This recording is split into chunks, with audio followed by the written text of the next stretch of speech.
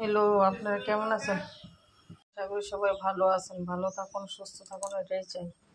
আজকে রান্নাঘরে চলে আসলাম। আজকে রান্না তেমন কিছু নেই। আজকে বেগুন দিয়ে কোনো মশলা ছাড়া নিরামিষ একটা সবজি করব। আপনারা দেখতে থাকবেন। কড়াইতে তেল দিয়ে দিলাম,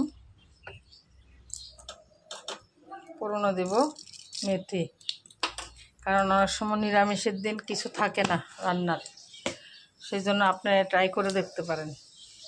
বেগুন দিয়ে খালি যে একটা সবজি করা যায়, আমি আমার বান্ধবীর বাড়িতে গিয়েছিলাম, ওইখানে খেয়েছিলাম, ভালোই লেগেছে।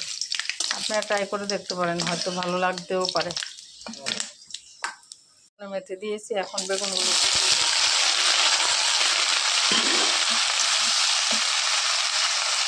হলুদ দিলাম, নুন দিলাম, আর কোনো মশলা দেবো না এর মধ্যে, কারণ ওটা এমনিতেই খেতে ভালো লাগে। শুধু ধনিয়া পাতা দেবো।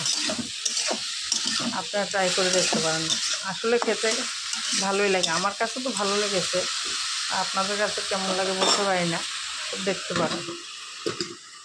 লঙ্কা বাটা দিলাম,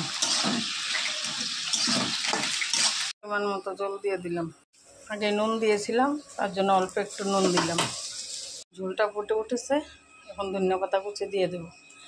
আপনারা দেশি ধনিয়া পাতাও দিতে পারেন বা বড় ধনিয়া পাতাও দিতে পারেন। ধনিয়া পাতার পরিমাণটা একটু বেশি লাগে, কারণ এটা তো কোনো মশলা ছাড়া হবে, সেই জন্য ধনিয়া পাতাটা একটু বেশি দিতে হয়। কারণ অনেক সময় বাটার ঝামেলা থাকে, ইচ্ছে করে না। তা আপনারা চাইলে এভাবেও করতে পারেন। রুটির সঙ্গেও খাওয়া যায়, ভাতের সঙ্গেও খাওয়া যায়, খুব ভালোই লাগে। সবজিটা হয়ে গেছে, আপনি বানাবেন, খাবেন, কমেন্ট করে বলবেন কেমন হয়েছে। 5 মিনিট সময় হাতে থাকলে আপনারা সবজিটা বানাতে পারেন। অনেক সময় সময়ের অভাবে রান্না করতে কোথাও যাওয়ার জন্য সময় পাওয়া যায় না, তাই এই সবজিটা বানাতে পারেন, ট্রাই করতে পারেন, খুব ভালো লাগে খেতে। ধন্যবাদ সবাইকে।